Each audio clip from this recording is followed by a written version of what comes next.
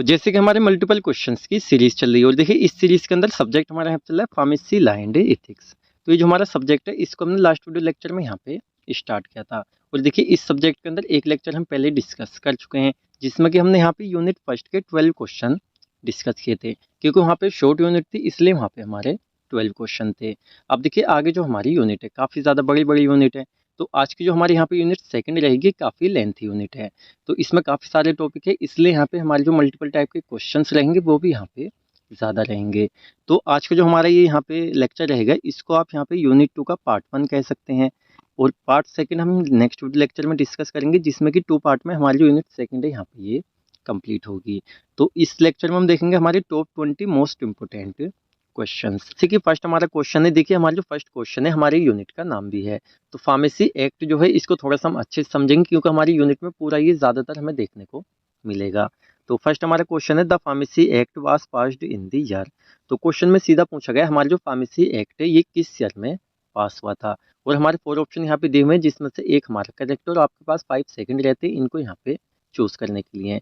अब आपको सिर्फ माइंड में सोचना है, आंसर तो हम ही आपको यहाँ पे बताते हैं उसके बाद आपको क्लियर हो जाता है। तो फर्स्ट हम देख लेते हैं फार्मेसी एक्ट हमारा क्या है। तो देखिए क्या है, इंडिपेंडेंस से पहले 1947 1947 से पहले जब हमारा देश आज़ाद नहीं था उस टाइम फार्मेसी का प्रोफेशन तो था, लेकिन उसका कोई मतलब ऐसा नहीं था कि फार्मेसी का प्रोफेशन इस तरह से, या लोग उस पर इतना ध्यान नहीं देते थे, रूल्स रेगुलेशन वगैरह हमारे नहीं थे। उसके बाद में जो हमारा देश आज़ाद हुआ उसके बाद में क्या हुआ, 1948 में 1 साल के बाद में यहाँ पे फार्मेसी एक्ट जो है हमारा ये पास किया गया। तो यहाँ पे हमारा ऑप्शन बी जो है यहाँ पे ये करेक्ट है। और असल में हमारा जो फार्मेसी एक्ट है इसको लाया क्यों गया था, तो हमारा जो फार्मेसी का प्रोफेशन है तो इससे रिलेटेड जितनी हमारी चीज़ें हैं उन सभी को इम्प्रूव करने के लिए, सीधा हम कह सकते हैं हमारा जो फार्मेसी प्रोफेशन है उसको इम्प्रूव करने के लिए, उसमें सुधार लाने के लिए यहाँ पे फार्मेसी एक्ट को पास किया गया था। अब इस एक्ट के अकॉर्डिंग हमारे काफ़ी रूल्स रेगुलेशंस लॉज वगैरह आते हैं जो हमें फॉलो करने होते हैं फार्मेसी में, और यही हमारे जो रूल्स रेगुलेशन होती है हमारी फार्मेसी को अच्छा बनाते हैं और एक लिमिट में रहने की सलाह देते हैं। तो हमारा जो फर्स्ट क्वेश्चन है यहाँ पे कंप्लीट हो जाता है। हमारा जो फार्मेसी एक्ट है 1948 में हमारा ये पास हुआ था। तो आई थिंक आपको क्वेश्चन ये समझ में आया होगा अच्छे से। सेकंड क्वेश्चन यहाँ पे हम देख लेते हैं। तो सेकंड हमारा यहाँ पे क्वेश्चन है, joint state pharmacy council is constituted under the section of pharmacy act.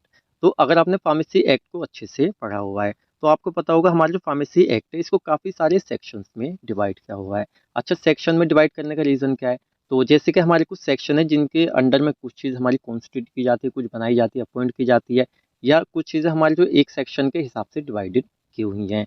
तो क्या है, हमारा जो फार्मेसी एक्ट है उसको सेक्शन के अकॉर्डिंग यहाँ पे डिवाइडेड किया हुआ है। तो यहाँ पे सीधा पूछ रहा है हमारी जो जॉइंट स्टेट फार्मेसी काउंसिल होती है। अच्छा, हमने यहाँ पे समझे हमारी जॉइंट स्टेट फार्मेसी काउंसिल क्या होती है, आई थिंक आपने डिटेल में इसको पढ़ा हुआ होगा। देखिए जब हमारी एक स्टेट से ज़्यादा स्टेट मिलके क्या करती हैं, एक फार्मेसी काउंसिल बनाती हैं, तो उसको हम कहते हैं जॉइंट स्टेट फार्मेसी काउंसिल। मतलब कि यहाँ पे स्टेट क्या होती है, यहाँ पे जॉइंट हो जाती हैं। तो फार्मेसी किस सेक्शन के अंडर में कॉन्स्टिट्यूटेड किया गया था यहाँ पे जॉइंट स्टेट फार्मेसी काउंसिल को, तो हमारा यहाँ पे आंसर रहेगा वो हमारा ऑप्शन बी रहेगा यहाँ पे 20। तो हमारा जो सेक्शन 20 हम कह सकते हैं सेक्शन 20 है फार्मेसी एक्ट का, उसके अंडर में यहाँ पे जॉइंट स्टेट फार्मेसी को यहाँ पे कॉन्स्टिट्यूटेड किया गया था, मतलब कि बनाया गया था। तो सेकंड क्वेश्चन हमारा कंप्लीट हो जाता है। अब चलिए थर्ड क्वेश्चन पे हम आ जाते हैं। तो थर्ड हमारे यहाँ पे क्वेश्चन है, the main object of pharmacy act 1948 is. अब देखिए क्वेश्चन को आप कुछ इस तरह समझिए, जैसे कि हमारा यहाँ पे जो फार्मेसी एक्ट है 1948 में हमारा पास हुआ था 1948 में, तो इसके मेन ऑब्जेक्टिव क्या थे, मतलब कि ऑब्जेक्टिव मतलब किस लिए इसको यहाँ पे पास किया गया था। तो कुछ हमारे यहाँ पे ऑप्शन हैं, जैसे फर्स्ट है यहाँ पे to regulate profession and practice of pharmacy. जैसे कि हमारा जो फार्मेसी प्रोफेशन है तो इसकी प्रैक्टिस को, इस प्रोफेशन को यहाँ पे रेगुलेट करने के लिए। साथ में सेकंड ऑप्शन है to regulate import distribution of drugs. तो हमारी जो ड्रग्स होती हैं उनके डिस्ट्रीब्यूशन को, जैसे कि हम एक जगह से दूसरी जगह को डिस्ट्रीब्यूट करते हैं, या एक तरह से उनके इंपोर्ट को रेगुलेट करने के लिए। इंपोर्ट का मतलब आई थिंक आप जानते होंगे, दूसरे देश से जब कोई मटेरियल ड्रग हम अपने देश में मंगाते हैं उसको हम कहते हैं इंपोर्ट, जब हम भेजते हैं उसको हम कहते हैं एक्सपोर्ट। तो ये हो जाता है। अच्छा, थर्ड है यहाँ पे to raise the status of profession of pharmacy. ये हमारा जो फार्मेसी का प्रोफेशन है उसके स्टेटस को यहाँ पे राइज मतलब कि और अच्छा इंप्रूव बढ़ाने के लिए। या यहाँ पे डी हमारा ऑप्शन है, बोथ बी एंड सी। तो हमारा जो ऑप्शन यहाँ पे डी है ये हमारे ये करेक्ट रहेगा। यहाँ पे करेक्ट आंसर आएगा आपका ऑप्शन डी ही आएगा, बोथ। क्योंकि क्या होता है, ड्रग के इंपोर्ट को, उसके डिस्ट्रीब्यूशन को, और साथ में हमारा जो फार्मेसी का प्रोफेशन है इसके स्टेटस को राइज अच्छा करने के लिए, इंप्रूव करने के लिए क्या होता है, यहाँ पे फार्मेसी एक्ट को 1948 में पास किया गया था। तो आई थिंक आपका एक क्वेश्चन अच्छे से क्लियर हो गया होगा। चलिए क्वेश्चन 4 यहाँ पे हम देख लेते हैं। तो क्वेश्चन 4 है हमारे यहाँ पे, is responsible for evolving educational standards and regulations for the course in pharmacy through education regulation. तो देखिए क्वेश्चन का यहाँ पे सीधा मतलब है इज रेस्पॉन्सिबल होता है for evolving educational standards. Evolving का मतलब होता है एक तरह से उभरता हुआ, जो हमारा उभरता हुआ एजुकेशनल स्टैंडर्ड्स है उसको एक तरह से अच्छा और इम्प्रूव करना, इसीलिए रेस्पॉन्सिबल होता है। तो हमारी जो रेगुलेशंस होती हैं for the course in pharmacy, जो हमारे यहाँ पे फार्मेसी कोर्स के अंदर जो रेगुलेशंस हैं उनके लिए रेस्पॉन्सिबल, साथ में किसके थ्रू हमारे होते हैं, एजुकेशन रेगुलेशंस। अब देखिए हो सकता है अभी आपके क्वेश्चन ही समझ में नहीं आए हो, आंसर तो बाद में आएगा। तो इसका जो आंसर हमारा रहेगा ये रहेगा फार्मेसी एक्ट हमारा ऑप्शन बी। तो पूरे को एक साथ समझते हैं। देखिए हमारा जो फार्मेसी एक्ट है 1948 में 1948 में जो हमारा पास हुआ था, इज रेस्पॉन्सिबल, ये हमारा रेस्पॉन्सिबल था फॉर इवॉल्विंग एजुकेशनल स्टैंडर्ड्स। जो हमारा एजुकेशनल स्टैंडर्ड्स है उसको एक तरह से और उभारने के मतलब इम्प्रूव करने के लिए एक तरह से कह सकते हैं, और जो रेगुलेशंस है हमारी फार्मेसी कोर्स के अंदर उसके लिए भी ये रेस्पॉन्सिबल था। और ये किसके थ्रू यहाँ पे किया गया, हमारे जो एजुकेशन रेगुलेशंस है। तो एजुकेशन रेगुलेशन आई थिंक आपने डिटेल में पढ़ा हुआ है, काफ़ी इंपॉर्टेंट टॉपिक है, आपके एग्जाम में भी आया था, तो ये आपको अच्छे से पता होगा। फार्मेसी एक्ट जो हमारा ये हमारा बनाता है एजुकेशन रेगुलेशंस, और एजुकेशन रेगुलेशंस के अंदर क्या होता है, हमारी जो फार्मेसी के अंदर स्टडी होती है फार्मेसी से रिलेटेड, तो क्या होता है उसमें जितने हमारे रेगुलेशंस वगैरह हैं या हमारा फार्मेसी का स्टैंडर्ड है एजुकेशन का, उसको यहाँ पे इम्प्रूव करने का काम करता है। तो ये क्वेश्चन आई थिंक आपका क्लियर हो गया होगा। अब चलिए नेक्स्ट यहाँ पे क्वेश्चन हम देख लेते हैं। तो क्वेश्चन हमारे यहाँ पे 5, तो क्या पूछ रहा है क्वेश्चन में, pharmacy acts extends to the whole of India except the state. कहने का मतलब हमारा जो फार्मेसी एक्ट हमारे यहाँ पे पास हुआ था, तो इसका रोल जो देखा जाए ऑल ओवर इंडिया में पूरे में है, लेकिन एक ऐसा स्टेट भी है जिसको छोड़ के यहाँ पे हमारा ये है, एक्सेप्ट मतलब कि छोड़कर, जैसे कि यहाँ पे आसाम हो गया, हिमाचल प्रदेश हो गया, जम्मू एंड कश्मीर हो गया, साथ में राजस्थान हो गया। तो आपको आंसर देख के समझ में आ गया होगा, यहाँ पे जो हमारा ऑप्शन सी है जम्मू एंड कश्मीर। देखिए हमारी जो यहाँ पे कंट्री है ना इंडिया, तो इसके काफ़ी सारे ऐसे रूल्स रेगुलेशन है जो यहाँ पे जम्मू एंड कश्मीर पर फॉलो नहीं होते हैं, क्योंकि आपको पता ही है हमारा थोड़ा विवादित एरिया है, तो इस वजह से। तो ये आपका जो आंसर यहाँ पे रहेगा ऑप्शन सी हमारा जम्मू एंड कश्मीर, तो ये हो जाता है। अब चलिए यहाँ पे क्वेश्चन 6 हम देख लेते हैं। तो क्वेश्चन 6 है हमारे यहाँ पे, when did the pharmacy act 1948 come into force. देखिए इसको सीधा आप समझिए, यहाँ पे पूछ रहा है हमारा जो यहाँ पे फार्मेसी एक्ट है, तो ये हमारा कब यहाँ पे पास हुआ था। क्वेश्चन थोड़ा घुमा के यहाँ पे पूछ रहा है, तो आप इस तरह से एग्जाम में कंफ्यूज मत होना। तो फार्मेसी एक्ट हमारा कब पास हुआ था, 1948 में हुआ था। लेकिन यहाँ पे हमें किसके साथ में बताना है, बिल्कुल फिक्स डेट के साथ में बताना है, क्योंकि ये फर्स्ट जो हमारा क्वेश्चन था वहाँ पे हमने ऑलरेडी देख लिया है, यहाँ पे फार्मेसी एक्ट 1948 में आया और क्वेश्चन में यहाँ पे दिया हुआ है। तो कंफ्यूज ना होकर आपको यहाँ पे एग्जैक्ट डेट बतानी है। 1948 में हमारा ये आया था, लेकिन किस डेट में, किस मंथ में हमारा ये आया था।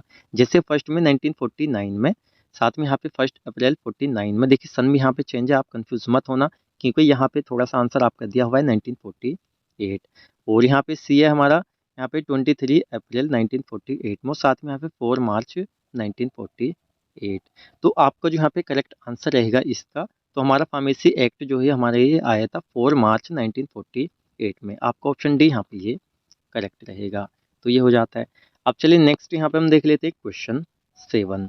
तो क्वेश्चन 7 में यहाँ पे क्या पूछ रहा है, क्वेश्चन 7 है हमारे यहाँ पे, section 10 of pharmacy act deals with. तो जैसे कि हमारा फार्मेसी एक्ट है हमारे सेक्शंस में डिवाइडेड है, तो हमारा जो फार्मेसी एक्ट का सेक्शन 10 है, तो ये किसके साथ में यहाँ पे डील करता है। जैसे कि हमारे कुछ ऑप्शन है जिनमें जिसके साथ में मतलब ये डील करता है, जैसे यहाँ पे एजुकेशन रेगुलेशन के साथ में यहाँ पे इनकॉर्पोरेशन ऑफ सेंट्रल गवर्नमेंट के साथ में, या responsibility for payment of wax, या हम कह सकते हैं नॉन ऑफ दी एबव। तो सोचिए इसका आंसर क्या हो सकता है। देखिए इसका जो यहाँ पे करेक्ट आंसर रहेगा वो आपका ऑप्शन ए रहेगा। हमारा जो यहाँ पे सेक्शन 10 है फार्मेसी एक्ट का, डील करता है एजुकेशन रेगुलेशंस के साथ में। क्वेश्चन 8 हम देख लेते हैं। तो क्वेश्चन 8 में यहाँ पे क्या पूछ रहा है, which section of pharmacy act 1948 deals with inspection. देखिए इंस्पेक्शन का मतलब होता है एक तरह से जांच करना, तो यहाँ पे सीधा पूछ रहा है हमारा जो यहाँ पे फार्मेसी एक्ट 1948 है, तो इसका यहाँ पे कौन सा सेक्शन है जो यहाँ पे डील करता है इंस्पेक्शन के साथ में। जैसे कि हमारे यहाँ पे सेक्शन 18 हो गया, साथ में सेक्शन 14 हो गया, सेक्शन 16 हो गया और सेक्शन 13 हो गया। यहाँ पे 16 है, ये हमारे यहाँ पे करेक्ट है। तो हमारा जो सेक्शन यहाँ पे 16 है ये क्या करता है, मतलब फार्मेसी एक्ट का, ये हमारे इंस्पेक्शन के साथ में डील करता है। तो ये हो गया। अब चलिए नेक्स्ट हम देख लेते हैं यहाँ पे क्वेश्चन 9। तो हमारे जो फार्मेसी एक्ट से रिलेटेड हमारे मेनली क्वेश्चन तो हमारे यहाँ पे कंप्लीट हो जाते हैं। अब जैसे हमारे जो फार्मेसी एक्ट है, हमारी सेकंड यूनिट है, इसमें हमारे और भी टॉपिक है, जैसे पीसीआई हो गया, pharmacy council of India, education regulations वगैरह हो जाती है। तो इससे रिलेटेड हमारे अब यहाँ पे स्टार्ट होते हैं। चलिए यहाँ पे फर्स्ट क्वेश्चन हम देख लेते हैं। तो फर्स्ट हमारा क्वेश्चन है, PCI means pharmacy council of India was constituted in. Question का सीधा मतलब हमारी जो पीसीआई है कभी कॉन्स्टिट्यूटेड हुई थी, किस ईयर में। जैसे कि फर्स्ट हमारे यहाँ पे ऑप्शन है ए 1948 में, सेकंड यहाँ पे 1919 में, साथ में 1949 और 1920। तो सोचिए यहाँ पे क्या हो सकता है। देखिए ऑलरेडी आपने सब चीज़ें पढ़ी हुई हैं, तो आंसर आपका क्लियर होना चाहिए, जब भी आप एग्जिट एग्जाम में एक अच्छे स्कोर की सोच सकते हैं। अगर आपको इस तरह के आंसर भी नहीं पता है तो आपको फिर ज़्यादा पढ़ाई करने की ज़रूरत है। तो हमारा जो यहाँ पे यहाँ पे जो हमारा पीसीआई है, फार्मेसी काउंसिल ऑफ इंडिया, ये हमारा पास हुआ था यहाँ पे हमारा जो ऑप्शन सी रहेगा 1949 में, क्योंकि हमारा 1948 में हमारा फार्मेसी एक्ट आया था। तो ये हमारा यहाँ पे क्लियर है। अब चलिए यहाँ पे क्वेश्चन 10 हम देख लेते हैं। तो क्वेश्चन 10 हमारा इसी से रिलेटेड है, जैसे कि PCI means pharmacy council of India is reconstituted at every. देखिए एक तो होता है हमारा कॉन्स्टिट्यूटेड, मतलब कि जब बनाया जाता है, और एक होता है रिकॉन्स्टिट्यूटेड। जैसे कि हमारा इंडिया यहाँ पे इलेक्शन की हम बात कर लें, जैसे सपोज कीजिए इस टाइम क्या है, हमारे जो मोदी जी हैं वो यहाँ पे पीएम है, प्रधानमंत्री हैं। लेकिन यहाँ पे अब हमारे जो पीएम वाले इलेक्शन होते हैं कितने साल में होते हैं, तो मोस्टली नहीं, 5 ईयर में एक बार होते हैं। तो 5 ईयर में एक बार होते हैं, उसी तरह जैसे हमारी पीसीआई है। तो इसको पूछ रहा है कि भाई रिकॉन्स्टिट्यूटेड कितने साल में होती है, मतलब कि दोबारा कब बनाई जाती है, एक बार की जो एक तरह से ड्यूरेशन है होती है समाप्त होने पे। तो यहाँ पे हमारे ऑप्शन जैसे कि 2 ईयर्स, 2 साल के बाद बनाई जाती है, रिकॉन्स्टिट्यूटेड की जाती है, 1 ईयर के बाद, 5 ईयर्स के बाद, या हमारे यहाँ पे ऑप्शन है 3 ईयर्स के बाद। तो देखिए ऑप्शन आपका जो सी है यहाँ पे, ऑप्शन बिल्कुल हमारे देश की जो राजनीति है उसकी तरह रहेगा। यहाँ पे 5 ईयर्स, 5 साल में क्या होता है, पीसीआई दोबारा से रिकॉन्स्टिट्यूटेड की जाती है। और इसमें हमारे जैसे एक्स ऑफिसो मेंबर्स होते हैं, नॉमिनेटेड मेंबर्स होते हैं, इलेक्टेड मेंबर्स होते हैं। तो री इलेक्टेड होने के लिए मतलब दोबारा से वो अपना वहाँ पे नाम दे सकते हैं। तो ये हो जाता है। नेक्स्ट यहाँ पे हम देख लेते हैं हमारा क्वेश्चन 11। तो क्वेश्चन 11 में यहाँ पे क्या पूछ रहा है, among the elected member of PCI 6 members elected by. सीधा क्वेश्चन का यहाँ पे मतलब है, जो हमारे यहाँ पे क्या होते हैं, पीसीआई के इलेक्टेड मेंबर्स होते हैं 6 मेंबर, ये किसके थ्रू यहाँ पे इलेक्टेड किए जाते हैं, जैसे कि सेंट्रल काउंसिल के थ्रू, या यहाँ पे यूजीसी। देखिए यूजीसी काफ़ी बार हमें देखने को मिलेगा, इसकी फुल फॉर्म होती है यूनिवर्सिटी ग्रांट्स कमीशन। आगे हमें इसके ऊपर क्वेश्चन देखने को मिलेगा। साथ में यहाँ पे AICTE हमारा हो जाता है, और ऑल ऑफ दी एबव। तो देखिए हमारे जो यहाँ पे पीसीआई के 6 मेंबर होते हैं जो कि इलेक्टेड किए जाते हैं, यहाँ पे हमारा option B UGC, university grants commission. तो ये हमारा इसके थ्रू यहाँ पे इलेक्टेड किए जाते हैं। तो ये हमारा हो जाता है। नेक्स्ट यहाँ पे हम देख लेते हैं हमारा क्वेश्चन 12। तो क्वेश्चन 12 में यहाँ पे पूछ रहा है, in nominated member of central council members nominated by. तो सीधा यहाँ पे कहने का मतलब है, हमारे जो नॉमिनेटेड मेंबर्स होते हैं किसके, सेंट्रल काउंसिल के। तो ये मेंबर किसके थ्रू यहाँ पे नॉमिनेटेड किए जाते हैं, जैसे कि भाई एक्स ऑफिस मेंबर होते हैं, साथ में यहाँ पे इलेक्टेड मेंबर होते हैं, और इसी तरह से हमारे यहाँ पे नॉमिनेटेड मेंबर होते हैं। तो एमसीआई के थ्रू, सेंट्रल गवर्नमेंट के थ्रू, साथ में AICTE के through, all of the above. तो सोचिए इसका आंसर क्या हो सकता है। देखिए अगर आपने पीसीआई वाला टॉपिक अच्छे से पढ़ा हुआ है ना, तो सारे आंसर एक ही टॉपिक के अंदर हमारे ऐड हैं। तो हमारा ऑप्शन यहाँ पे बी रहेगा। सेंट्रल गवर्नमेंट के थ्रू हमारे क्या होते हैं, हमारे जो नॉमिनेटेड मेंबर्स होते हैं उनको यहाँ पे नॉमिनेटेड किया जाता है। तो ये हमारा आंसर यहाँ पे करेक्ट हो जाता है। नेक्स्ट हम देख लेते हैं यहाँ पे क्वेश्चन 13। तो क्वेश्चन 13 में यहाँ पे क्या पूछ रहा है, members are nominated by state government in state pharmacy council. तो क्वेश्चन का सीधा मतलब है, हमारे जो मेंबर नॉमिनेटेड किए जाते हैं स्टेट गवर्नमेंट के थ्रू स्टेट फार्मेसी काउंसिल में।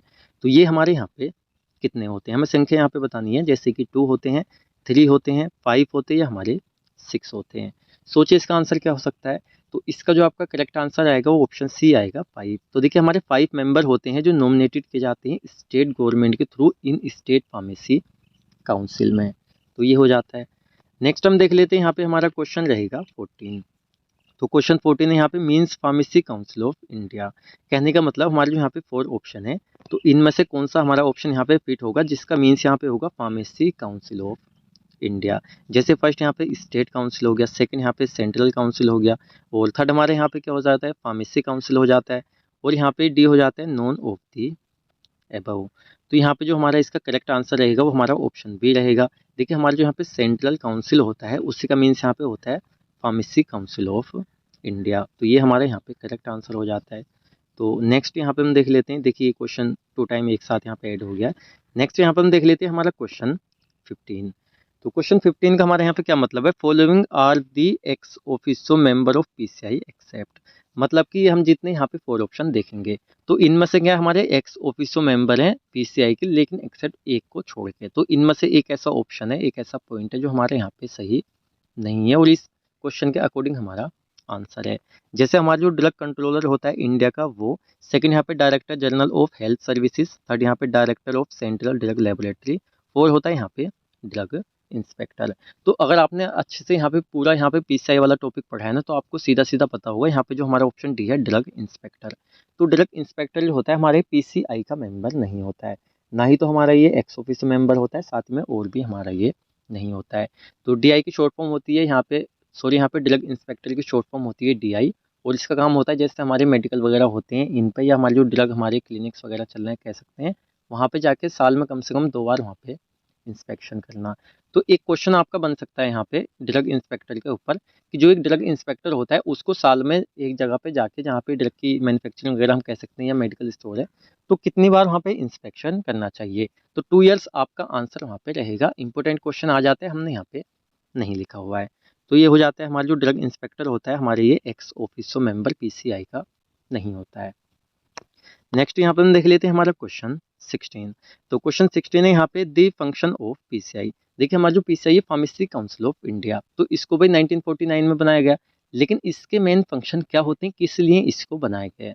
अब यहाँ पे सारे तो ऐड हम नहीं कर सकते, लेकिन जितने यहाँ पे पॉसिबल थे हमने लिखे हुए हैं। रेगुलेट मिनिमम एजुकेशनल स्टैंडर्ड्स, मतलब कि हमारा जो फार्मेसी प्रोफेशन है तो इसमें ये रेगुलेट करता है कि मिनिमम एजुकेशनल स्टैंडर्ड्स क्या होना चाहिए आपको फार्मासिस्ट बनने के लिए। नेक्स्ट यहाँ पे हम कह सकते हैं to maintain central register of pharmacist. अच्छा सेंट्रल रजिस्टर हमारा क्या होता है, तो आगे भी हमें ये देखने को मिलेगा। सेंट्रल रजिस्टर हमारा क्या होता है, जो एक फार्मासिस्ट होता है उसका एक रजिस्टर होता है जिसमें फार्मासिस्ट का जो वहाँ पे रजिस्ट्रेशन हुआ है उससे रिलेटेड उसकी जो इन्फॉर्मेशन वगैरह होती है वो उसमें वहाँ पे ऐड होती है। तो कह सकते हैं हमारा जो पीसीआई होता है ये इसको यहाँ पे मेंटेन करके रखता है। सी हम देख लेते हैं to prescriber minimum standards of education, मतलब कि अगर कोई बंदा किसी ड्रग को प्रेस्क्राइब कर रहा है तो मिनिमम वहाँ पे एजुकेशनल स्टैंडर्ड्स उसका क्या होना चाहिए। डी हमारा ऑप्शन है ऑल ऑफ दी अबव। देखिए डी वाला ऑप्शन हमारा करेक्ट रहेगा, जितने भी यहाँ पे हमने चीज़ें कही सभी यहाँ पे पीसीआई जो होता है इसके यहाँ पे ये फंक्शंस होते हैं। तो ये हमारा हो जाता है। नेक्स्ट यहाँ पे हम देख लेते हैं क्वेश्चन 17। तो क्वेश्चन 17 हमारे यहाँ पे total number of elected members in PCI is. देखिए अगर आपने पीसीआई वाला टॉपिक अच्छे से पढ़ा है, ये 3 बार हम आपसे कह चुके हैं कि आपने पीसीआई वाला टॉपिक अच्छे से पढ़ा है, सारे क्वेश्चन वहीं से हमारे आ रहे हैं। तो आपने वहाँ पे पढ़ा था नॉमिनेटेड मेंबर्स, इलेक्टेड मेंबर्स और एक्स ऑफिशियो मेंबर्स, साथ ही में उनका जो नंबर है कितने होते हैं ये भी हमने वहाँ पे ऑलरेडी डिटेल में बताया हुआ है।